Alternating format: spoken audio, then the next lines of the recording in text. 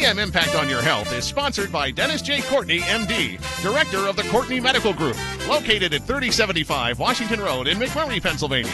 For more information or to make an appointment, call 724-942-3002. That's 724-942-3002 for Dennis J. Courtney, MD.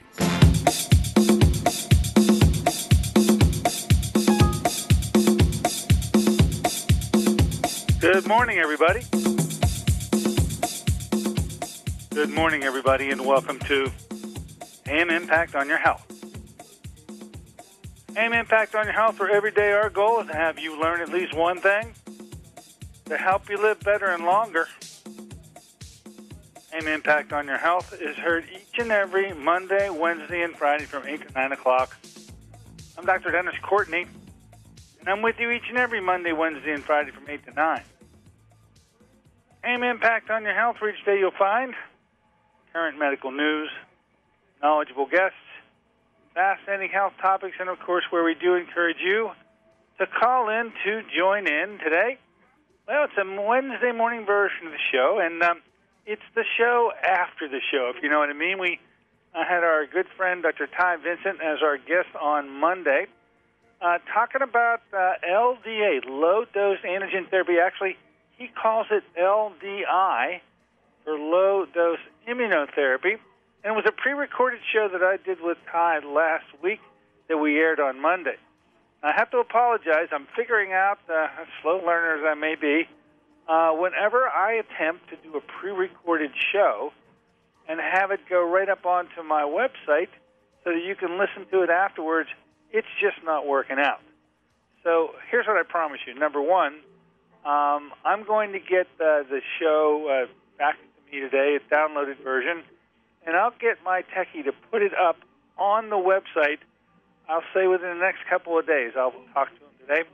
And those of you who missed the show, or those of you who did listen to the show live, as we did it on Monday, and just want to be able to listen to it again, the Ty Vincent show, as it is right now on the website, it's unintelligible. You really can't pick up the audio with any great regularity. So I apologize for having this slip up. It happened with the first show, but I never realized in previous attempts to do pre-recorded shows, we just didn't run into the problem.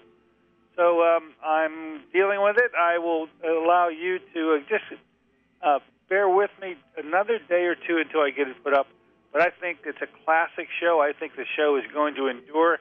And I promise you that before we finish the third show, and there will be a third show with Ty, I'll get these all put on a single CD that you'll be able to purchase and have with you because, well, the information is just extremely valuable. With that being said, we just can't let the topic go undiscussed after completing it with Ty. So today, I'm going to delve into what I'll refer to as LDI, the list of autoimmune diseases. We opened a can of worms with Ty Vincent. He's extremely knowledgeable in autoimmune diseases, and with the mixtures that he has now put together and fabricated for the first time, the fact that we're able to conquer the majority of these autoimmune diseases where no one has ever gone before, I believe, is the clinical bonus and plus that should really be intriguing to you all, because as I speak to you, many of you out there listening to me are suffering from these autoimmune diseases, and you are not getting any relief from the current therapies that you may be pursuing. So I'm going to be talking about the big list today, the autoimmune list, the documented disorders that actually have shown that they do respond to LDI, and you want to get ready with a pencil and paper right after our first break. We're going to jump right into it. Now, as the rest of the month is shaping up, on Friday we're going to open them up to you and let you come on in and set the agenda as you see it. We'll do a quick Beresha report, but it will be a strictly get-em-up, out-of-town version of the show where we invite you to come on in and close out the week. Then on Monday, Shannon will be back. Now, Shannon is, of course, Shannon Gosen, who's been with us. This will be her fourth time now that she's been with us talking about FSM, another very much alive well and thriving therapy that will get its true visibility here in this practice in 2015. Frequency-specific microcurrent is the topic. The expert, Shannon Gosen, she'll be with us on Monday to talk about a number of things. One in particular is a visit coming up at the end of the month to Pittsburgh to literally come on in the office and work with patients of mine who are receiving FSM. Then next Wednesday, I've entitled a show that I'll put together. There's some pretty catchy buzzwords in medicine. I believe that we have a unique therapy, especially with these autoimmune diseases, that can combine two things that we're very well known for now, one being ozone and the other being LDI. And so coming up with a very concise way of describing them, I think I'm going to refer to this as anti-zone, and it'll all start here, folks. Why not? We've done some pretty remarkable things. Why not kick off a combined therapy, which each of the two together have worked very well for autoimmune diseases. When you put them together, the sky's the limit. So next Wednesday, the topic will be something never heard of before, antizone, which is the teaming up of ozone and LDI. Also, next week, and this is probably the last day, if you have an interest or have a desire to want to be involved with the Pittsburgh Eye Protocol and the 3-day treatment programs put together by Dr. Ed Kondrat, you'll want to be a part of next week's show.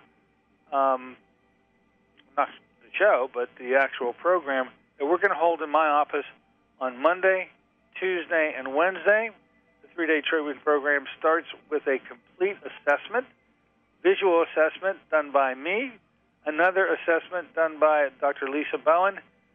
Hey, you put them together, and then 3 days later we redo them all, and they're able to become part of our statistical analysis that has shown a 3-day improvement that just has not been found in any other arena. Dr. Ed Kondrat put this program together over 13, 14-year period. It has been perfected, and we've been able to offer this program in our office since July of 2013. So the January 3-day eye treatment protocol will be conducted and started next Monday and finish on Wednesday. If you feel you'd like to be a part of it, or maybe want to find out more about the treatment programs and get ready for the February treatment 3-day program, give us a call here at 724-942-3002. That's 724-942-3002, and we'll see if we can't get information to you so that you can begin to focus on either this program, which is going to require a little bit of aggressiveness on your part to be involved with. We got to get the record found to Dr. Ed Kondrat. But February, a little more leisurely fashion, we should be able to handle that without much rush, or fuss. Okay. Up and comings that also should. I want to give a plug for the girls at HEAT, H-E-A-T. They are, of course, there are two thermographic groups throughout the city of Pittsburgh that do thermograms. One that has come to our office for a long time called Three River Thermography. But there's another group, and they're located in Bethel Park on Fort Hatch Road. And they also do thermography.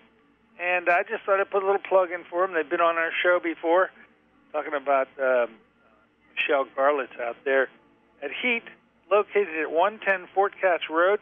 And I had said that I was going to make an announcement on the show. They're having an open house at HEAT on the 27th of January from 4 to 7. So if you're in the South Hills area and you live there and you'd like to learn more about thermography, especially as a way to obfuscate the need for the mammogram, which are just complete losers, you can find out more about it at HEAT. You can just go to the open house, 4 to 7 o'clock, 110 Fort Hatch Road, literally across the street from the checkpoint that there's not a female within 100 miles that doesn't know about it, called South Hills Village. Enough said. said on that matter. And as I turn the page, looking into the month of February, check. I see there's another farm-to-table coming up, a farm-to-table tasting, which we were involved with the last one, and we're going to be involved with this one too. And I'm also looking at the dates in the month of February for the 3-day treatment program that'll be held in February, and that's going to be 16, 17, and 18. And so, as I mentioned just a moment ago, if you think you'd like to be involved with the 3-day treatment program, I'm announcing for the first time the dates in the month of February, which 16, 17, and 18. We won't even get into March yet, although they are set, to tell you the truth. And what else can I say? I know that Dr. Baba Vavoom will be coming with us on February 4th, and we'll have Susie Weiss with us on February 2nd, and I think that's pretty much, and I should mention that Susie's going to be here on February 2nd. Those of you who like to be involved with the free seminar on essential oils in my office, I can announce that that'll be held on Thursday, February 5th. I don't have a time for you yet. The last 2 times now, they've held them at 10 o'clock in the morning. There's a nice little group in the alcove of my waiting room that has worked out nicely the past few times, and I'm sure we'll be using it for them also. Okay. So why don't we do this right now? Why don't we take a short break? In the interim, let you sit back, get a piece of paper and a pencil. We need to talk about the list. There's so many autoimmune diseases that you have been unable to treat for a lifetime, because there's just really nothing in conventional medicine that can fix any of them. But boy, there sure seems to be one in our realm. LDI, low-dose immunotherapy, is a solution for a whole host of problems. I went through my literature. I jotted them all down. I'll pass them off to you when we return. We'll call today's show LDI The List. Be right back in a moment with The List. This is Dennis J. Courtney, MD. Have you become confused about how best to manage your health? It's no wonder. It seems that every time you turn on the television or radio, another expert has yet another suggestion for you to follow that seems to be reasonable enough, but no matter how dutifully you follow the instruction, it just doesn't quite produce the results that you are looking for. If this confusion sounds familiar to you, give us a call at the Center for Complementary Health, where we'll make some sense of the confusion based on a blending of traditional and alternative medicine that we've been perfecting over the last 7 years.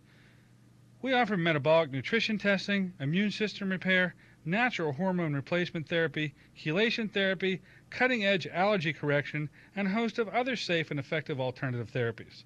Dennis J. Courtney, M.D. is located at 3075 Washington Road in McMurray. Phone 724-942-3002. Want to hear today's AM Impact on your health one more time? Or maybe you're looking for one of the many previously aired programs with Dr. Courtney. Here's what you need to do. Go to Dr. Courtney's website, DennisJCourtney.com. Then click on to the Radio Archives link on the right-hand side of the page. That's at DennisJCourtney.com. Another service of Dr. Courtney and of AM Impact on your health. 620 HP.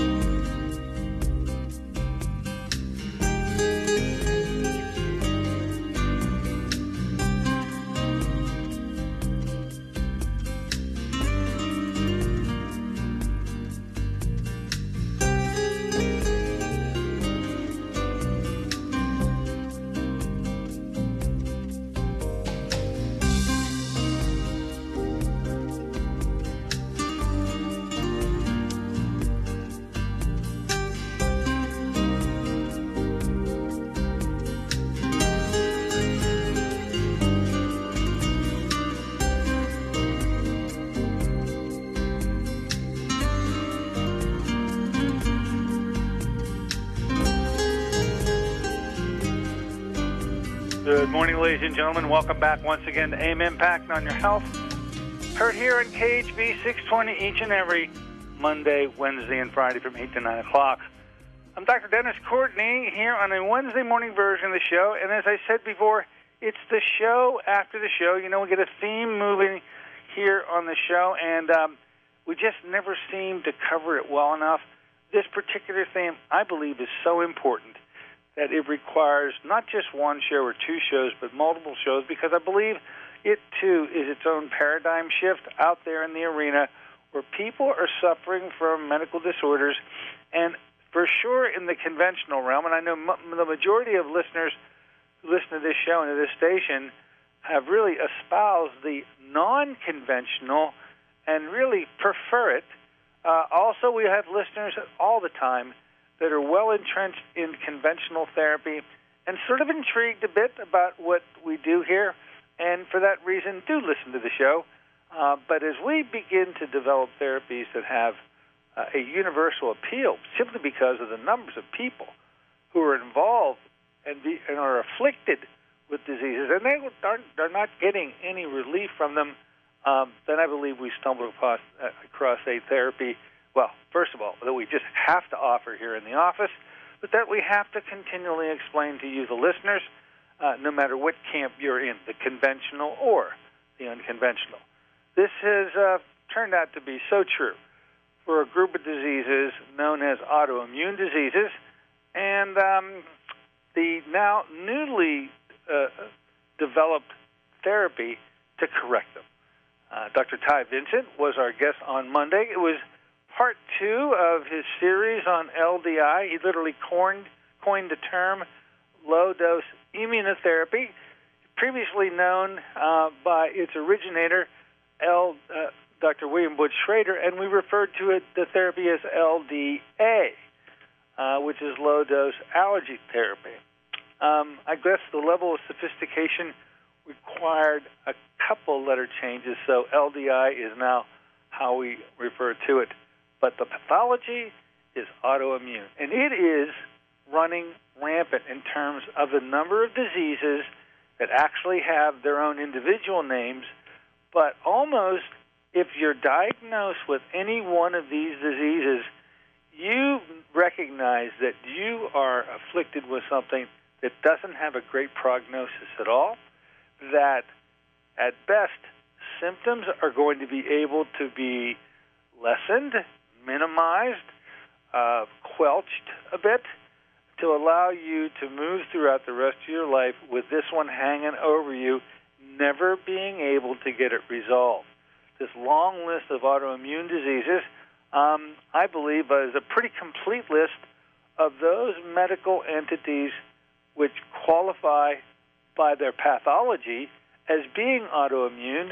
And once you are in this category, you pretty much should know that the conventional medical world has no clue on how to deal with any of these diseases, to correct them, to ameliorate them, to make certain that the disease is shunned and banished and pushed away. And usually the treatment that tips you off to being involved with an autoimmune disease is when your nice, friendly doctor, once or twice, maybe 3 times a year, when you're having a flare-up, to the rescue will come some pretty potent steroid medications, whether they're given intravenously, topically, or orally, to get you over your flare, only to withdraw them afterwards. And so you have a period of time when you're hot, in quotation marks, and a period of time when you cool, in quotation marks, but always with this disease looming over top of your head. Now, how is it that these autoimmune diseases get established? How is it that they occur? And uniquely enough, every single one of these disorders, which I'm going to go through a pretty lengthy list of, every single one of them meets this pattern. And it goes something like this. You have, at some time in your past, had a bacterial infection. Now, at the time you had that infection, you suffered more than likely with symptoms that made you know you were ill, whether you displayed during that particular illness respiratory symptoms or whether or not they happened to have been gastrointestinal, whether they were renal, whether they were cutaneous. It didn't really matter, but you got over that infection. So for a week or two at tops, you suffered with the symptoms. You may have required at that time some help to get through those symptoms by having your doctor prescribe some antibiotics. And so the combination of your own immune system in company and in conjunction with an antibiotic is what took you over the top. It's what got you over the hump. It's what's able you to resolve that particular disease so that the symptoms went away because the bacterial infection went away. However, it didn't really go away. How so? Well, the reason that the other component, the one that kicked in, the one that you're now bearing up under, was able to get a foothold, works something like this. Bacteria have certain proteins on their cell wall. And these proteins happen to be the same looking identical proteins as is found on a lot of human cells. And what happens is, after the infection is over and your symptoms go away from the disease, the immune system continues to recognize a part of you as the original bacterial infection that you just eradicated either on your own or with the help of an antibiotic. But now the symptoms aren't infectious in nature. They are malingering in nature. They create symptoms in the very organ whose proteins looked like the bacteria that you just got done eradicating. And once in play, this thing never stops. The immune system every single day makes antibodies against the very tissue that has that signature that looked like the bacteria that you had last month or last year, and it just keeps on doing it. It keeps on doing it for an entire lifetime. And this is where the occasional use of steroids by your very handy and available doctor gets you over the humps, the flares, but can't ever eradicate the disease. That is the pattern. That is the mechanism. That is the way that autoimmune diseases get started. And once started, there really has never been any treatment to arrest them and bring them to an end, that is, at least until now. So, with that pattern being mentioned, the first of the list, I've chosen to be the first of the list because, well, it's one you already know a lot about. It was probably the first really recognizable form of autoimmune disease in our past. It doesn't happen that much anymore now that we have antibiotics. But however, in the day when we really didn't, there's a condition that you've all heard of called rheumatic fever that is due to the fact that once you have a streptococcal infection, and this normally happened in childhood, you get a strep infection that's really bad, and then you eradicate the infection. But what happens is, in this particular disorder, that the structures, the musculature of the heart, the internal lining of the heart, the proteins on those cells happen to closely mimic what the bacteria Streptococcus look like, and the immune system takes it from there. And the immune system literally goes after heart tissue and renders the heart really crippled, really disabled, and really dysfunctional because of that attack. Now, I use rheumatic fever as my first on the list because it's been around for a long time. It's true, we don't see many instances of it anymore because with the antibiotics that we have able to eradicate it so soon, it's apparent that by eradicating it soon, we never get to the point that the immune system is going to recognize the heart and attack it. But even that said, rheumatic fever is not gone away.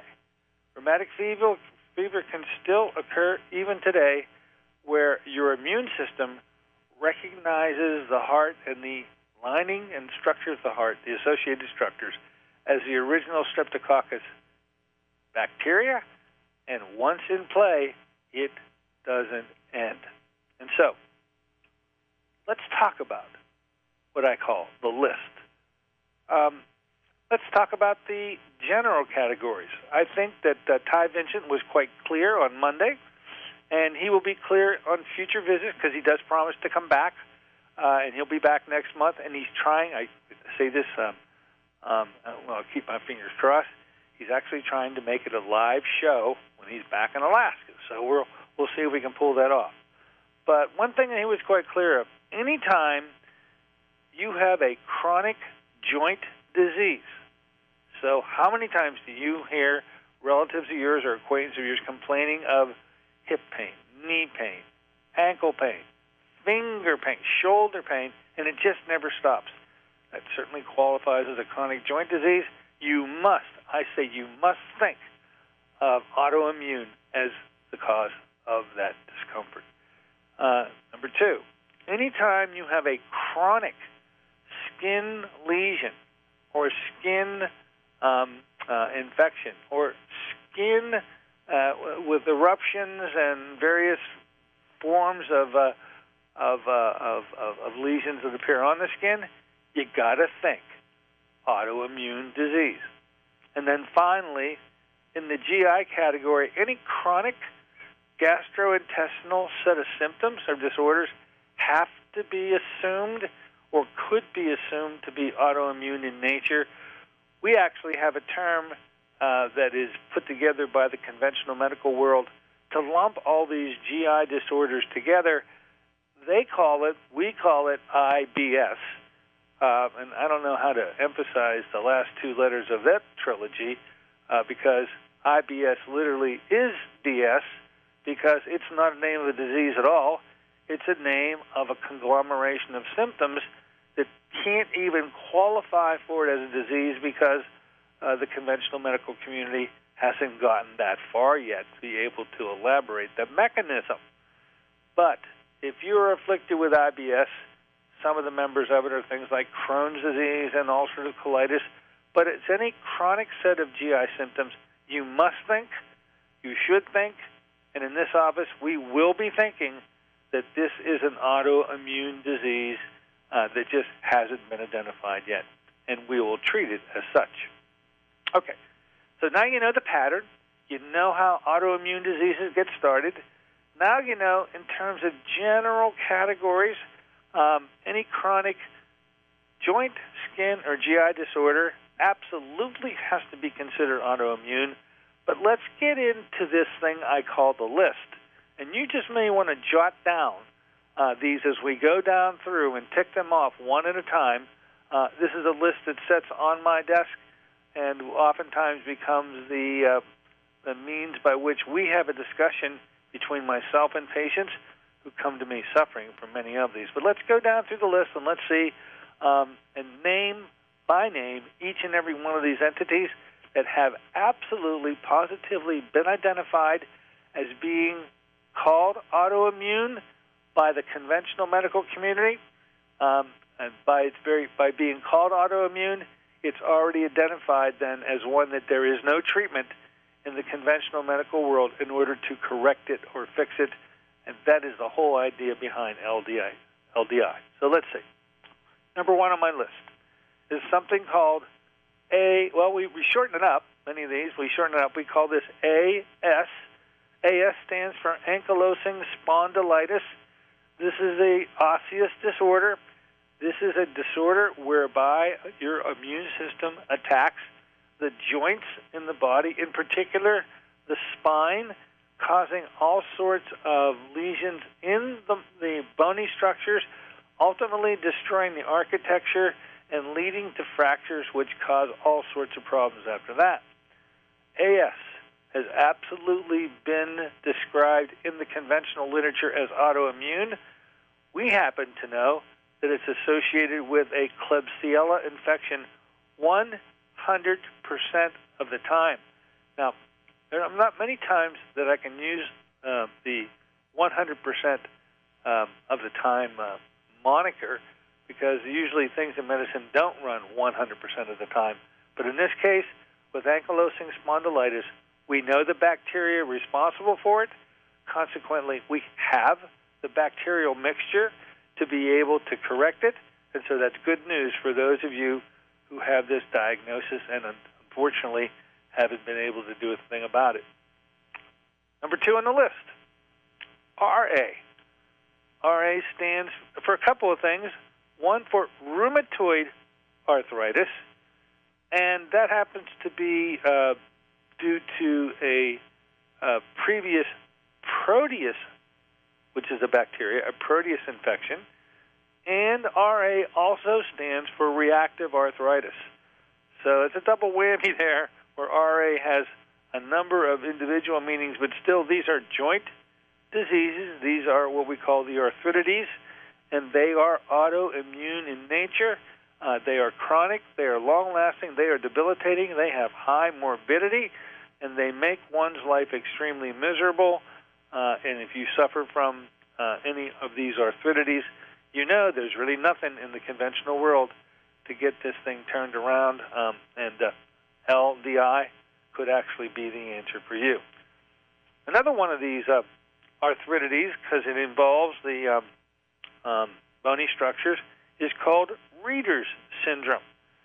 Different bacteria, consequently different name, but it's all chronic joint disease. As I mentioned, that pattern, anytime you see it, chronic joint disease, the basis for how this disease got installed, how it continues to generate itself, and why it never ends is because it switched from a bacterial infection at some point to an autoimmune assault at another point, and will not turn off unless someone hits the switch and the LDI treatment that we've been talking about appears to be able to hit that switch. Okay, we move on. Let's change locales. Let's move to the gastrointestinal system. I mentioned about briefly a moment ago, I said any chronic GI symptoms, any chronic GI disorder needs to be considered potentially an autoimmune disorder. And in this issue of IBS, which I've already mentioned, there's no clearer point that causes so much morbidity and so much malingering and debilitating symptoms than irritable bowel syndrome, IBS, that usually finds itself pigeonholed into one of two different diseases. These diagnoses can't even be made until they actually get cells, so it's going to require some, usually not endoscopic, but usually colonoscopic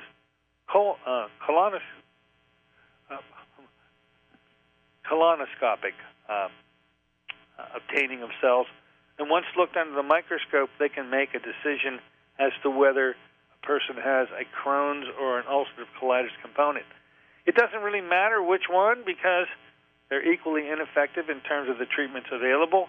So to call it IBS, I think they've been getting away with it for years because they have no treatment to actually correct. They have some very harsh immune system altering drugs, which unfortunately shut down the immune system so bad that it leaves the patient vulnerable to infections. Because if you shut down that immune system and you don't have it available to strike the next invader, when you do get an infection that's going to require your immune system, you will not be able to muster the appropriate response in order to get out of that particular jam. So that's the next one on the list. Another one on the list, autoimmune thyroiditis. Really catchy name, sometimes referred to as Hashimoto's disease. Literally not even addressed. I mean not even addressed in the conventional medical world. You determine whether or not you have Hashimoto's disease by getting antibodies. Doctors seem to order them not all that frequently, but finally, when oftentimes pushed into it from their patients, they order them, and the two antibodies in question are peroxidase antibodies and anti-thyroid antibodies, either of which are the hallmark sign in someone who has their immune system attacking the thyroid gland itself. The bug, 85% of the time, is Yersinia. Another 15% of the time, it is some other bacteria. That gets into how you proceed with the treatment. And I can say that we won't stop until we've eradicated if Yersinia isn't the bacteria responsible for it, and the mixture that we use initially doesn't get us to the result that we're looking for. We switch the bacteria. There is a bacteria that we will find that ultimately is responsible for this disease. We'll have a mixture for it. It'll be at a safe concentration, and it will be able to shut this particular arm down. Next, the first of the skin lesions, psoriasis. Absolutely has an immunological origin. It is a autoimmune disease. Lupus, SLE, systemic lupus erythematosus, SLE, is an autoimmune disease and as such can be corrected and eliminated. How about this one? Real long, lengthy name. They use three. Why they use a trilogy of initials oftentimes for these disorders? I think there's a rule somewhere that says you have to use three. But here comes the letters, ITP. Now, I'll let you know that those ITP letters stand for idiopathic thrombocytopenic purpura. It really is the description of bleeding, bruising that occurs at the skin level, creating a very obvious skin lesion that looks as though a person like bumped their arm or bumped something, and bleeding underneath the skin is pretty obvious, but it's because the thrombocytes, the actual platelets themselves, the number of them has been deteriorated so much because the immune system is attacking the thrombocytes as they're being made in bone marrow. Pretty serious condition, but completely treatable as an autoimmune disease.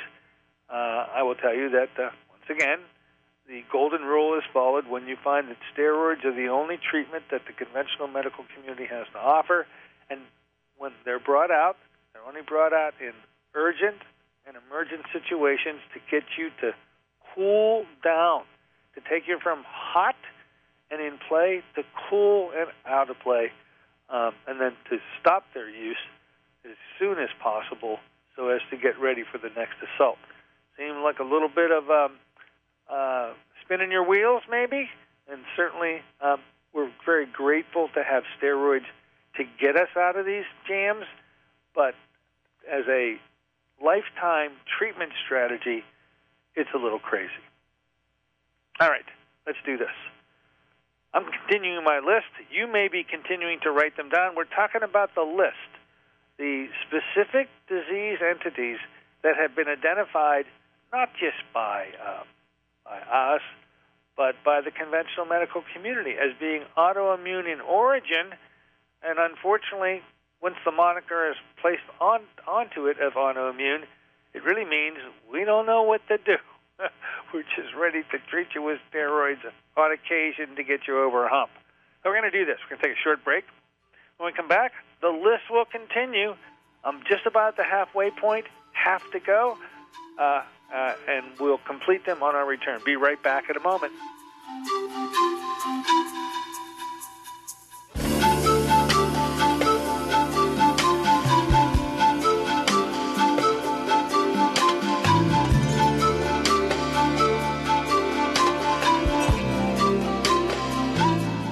Want to hear today's AM Impact on your health one more time? Or maybe you're looking for one of the many previously aired programs with Dr. Courtney. Here's what you need to do. Go to Dr. Courtney's website, DennisJCourtney.com, then click on to the Radio Archives link on the right-hand side of the page. That's at DennisJCourtney.com. Another service of Dr. Courtney. and of AM Impact on your health. This is Dennis J. Courtney, MD. Have you become confused about how best to manage your health? It's no wonder. It seems that every time you turn on the television or radio, another expert has yet another suggestion for you to follow that seems to be reasonable enough, but no matter how dutifully you follow the instruction, it just doesn't quite produce the results that you are looking for. If this confusion sounds familiar to you, give us a call at the Center for Complementary Health, where we'll make some sense of the confusion based on a blending of traditional and alternative medicine that we've been perfecting over the last 7 years. We offer metabolic nutrition testing, immune system repair, natural hormone replacement therapy, chelation therapy, cutting-edge allergy correction, and a host of other safe and effective alternative therapies. Dennis J. Courtney, MD, is located at 3075 Washington Road in McMurray. Phone 724-942-3002. Gage B.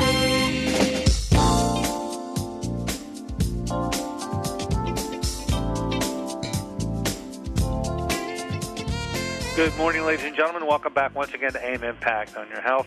Here on a Wednesday morning of the show after the show. Of course, the show we're talking about that set the tone here was our show with Dr. Ty Vincent on Monday, talking about LDI, low-dose immunotherapy, and in particular, the newest advancement in that treatment, that which deals with the autoimmune diseases. Today, we're going through a list. Many people have heard these terms before. Heck, they may even be diagnosed with them and never really interpret them as an autoimmune disease and didn't quite understand it. I hope to be able to set that chart and clear that confusion up to name things as they are, and in putting them in this category to give a ray of sunshine through the window for those people who may be afflicted with it, because I think those blinds have been pulled a long time, and there's not much sunshine coming through them in the conventional sense.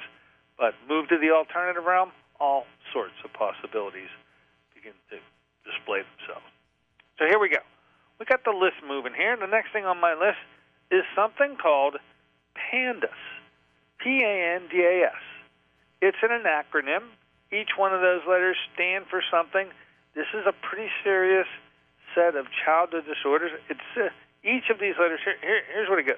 Here's what it's called: pediatric, autoimmune, neuropsychiatric disorders associated with strep infections. PANDAS, pediatric, autoimmune, neuropsychiatric diseases associated with strep. There are a whole host of symptoms that develop in kids who obviously get their share of strep infections over and above those that are found in most adults. And as a result, the strep appears to have a high degree of similarity in terms of various tissues, not just the heart as we found in rheumatic fever, but in all sorts of neurological tissues that can lead to neuropsychiatric disorders. So I have a group of patients, and every one of the patients that I have that we have been treating with autoimmune for with the LDI mixtures has improved markedly. I want to underline that. So many of these I haven't had a chance to work with, but this one, which you think may be so rare, actually turns out that it has responded very well to LDI, LDA, however you want to call it. And so PANDAS is on the list.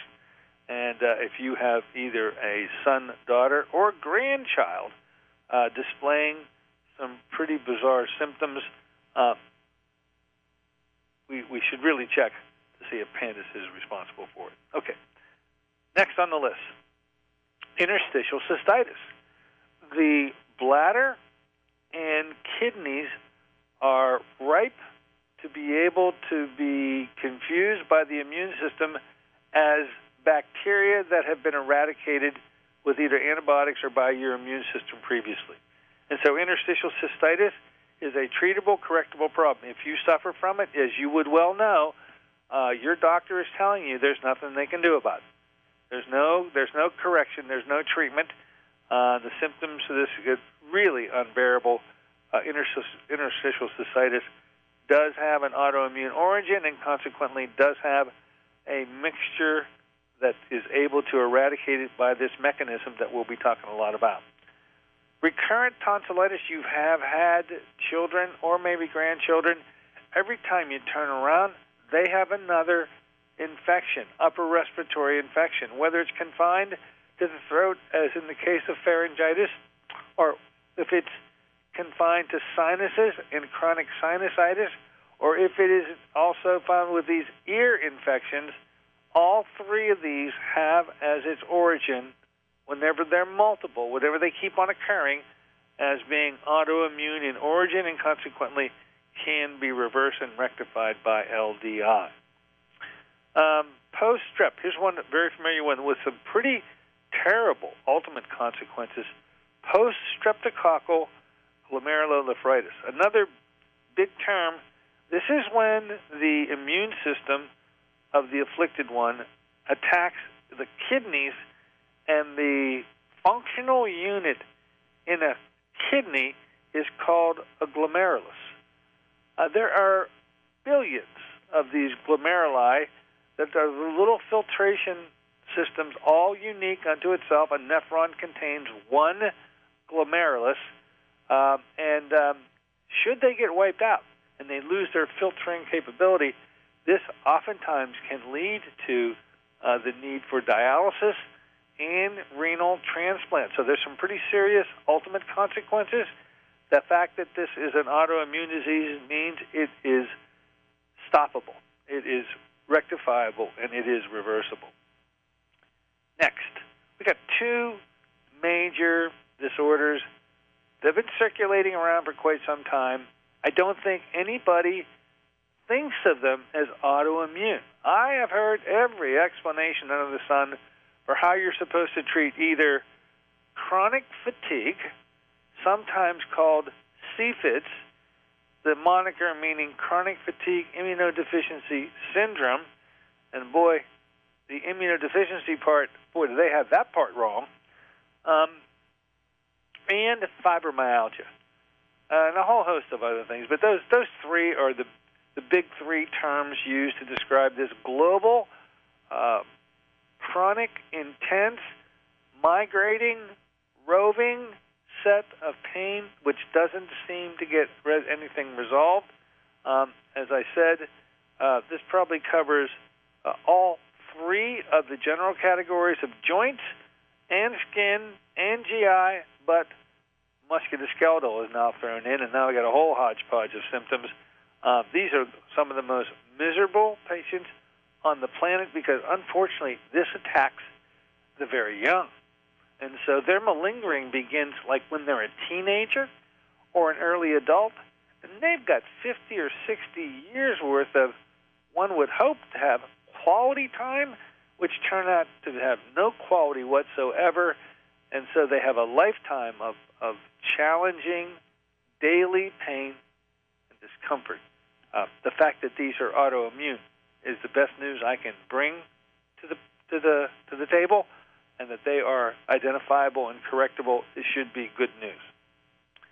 The next set of disease, rosacea, another skin lesion, very typical.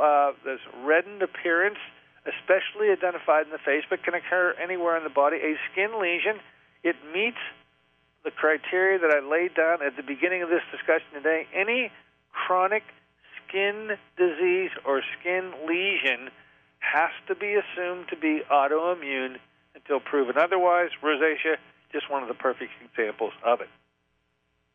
Now, how about these two?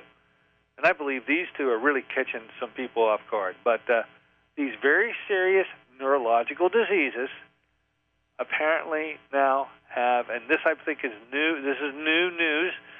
This is not very well known for not long a period of time. But MS, which is multiple sclerosis, and ALS, which is amyotrophic lateral sclerosis, sometimes referred to as Lou Gehrig's disease, has an immunological component that originates it.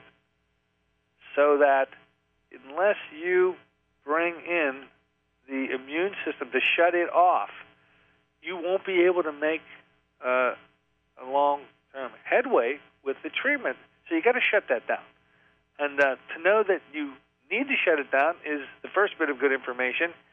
But with what you've learned about LDI, to know that there is a set of bacterial mixtures to do the shutting down is even better news.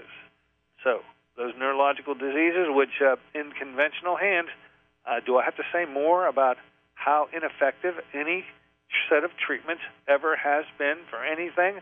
I think one of the more obvious failures of conventional medicine is how to deal with these two diseases.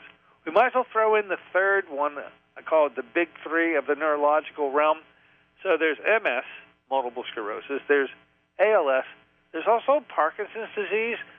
And oddly enough, there has not been a identifiable way to associate Parkinson's disease with an autoimmune origin.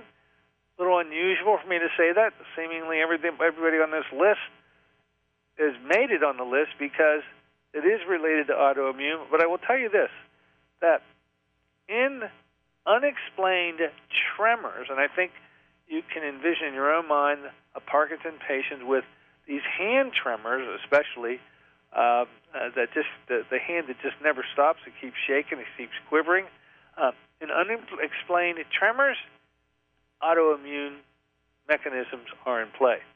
This specific diagnosis of Parkinson's disease is not autoimmune, or at least the literature that I'm reading up to this point doesn't allow it to be recognized as such. But as to whether a person has Parkinson's or whether they're just being clinically diagnosed of having Parkinson's because they have a tremor, and I have a feeling that happens the majority of the time. No sophisticated studies are being used to nail down that diagnosis. Patients may inappropriately be labeled as Parkinson's when, in fact, they are not Parkinson's patients. They are unexplained. They are patients with unexplained tremors. The good news is, if you're out of the Parkinson category, that's a fixable problem. And I pass that on to you. Okay. Heading into the gun lap and finishing up my list, and I promise to do it before the time has elapsed, there are gynecological issues that are well known to be associated with autoimmune. Chronic vaginitis and endometriosis are certainly two well-represented categories that are autoimmune in origin. Bell's palsy, a neurological attack of the nerves of the trigeminal nerve of the face, and trigeminal neuralgia right in there, by the way, as another one of the autoimmune diseases, can be completely reversed through an LDI approach. That brings into play another neurological condition called epilepsy. Here again, this is one of those diseases. You know there's no treatment to fix it. There are all sorts of drugs to try to minimize the number of seizures that people can experience, but the epilepsy diagnosis itself, epilepsy, is autoimmune and as such is reversible and rectifiable. Another category. It seems odd, this category, but I mentioned it because Dr. Ty Vincent mentioned it on the radio this past Monday, where he's treated a number of patients for various autoimmune disorders, and for the first time in their lives, they lost weight.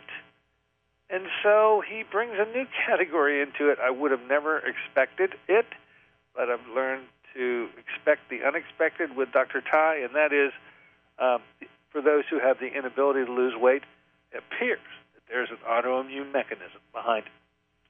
Now, the last one, and I save it for last for a good reason, because it's a big player here in our region, especially in our state, and there are a number of people who are afflicted with Lyme's disease. Lyme disease is, we're the number 2 state with respect to the number of cases of people who have Lyme. We have deer ticks that we get bitten by, and initially, yes, this is a infectious disease. However, this then changes over from being infectious in origin. Borrelia is the name of the bug involved, the bacteria involved, but at some point this thing transitions from being solely infectious to moving in the autoimmune realm. And once there, it's not going to be able to be eradicated with any antibiotics. Just ask any Lyme's patient who's probably taking their 30th or 40th prescription for some antibiotic. Every antibiotic known to man has been thrown at them, and with varying degrees of improvement, everyone to the person has never been corrected completely through the use of antibiotic measures. Well, we now know why. This is an autoimmune disease. You've got to take care of the immunological attack on literally every system in the body. Lyme's disease is known as the Great Pretender. The old Great Pretender was known as syphilis. And although it's out there, it's not nearly the problem it once was. What's taken over the number one slot as the great imitator is Lyme's disease. You need to know that there's an immunological approach to get that reversed. You don't proceed with it, you never get it eradicated. You can't do it on antibiotics. What a crescendo moment. I mentioned the last one on the list. I get the 3 beeps from Bill. It's only appropriate that we go on out of here with the list complete. We'll go back to this topic next Wednesday when we talk about a new approach. I call it Antizone. And we're talking about Antizone then. Until Friday, when we let you come on in and set the agenda, this is Dr. Dennis Courtney saying so long for AM Impact on Your Health.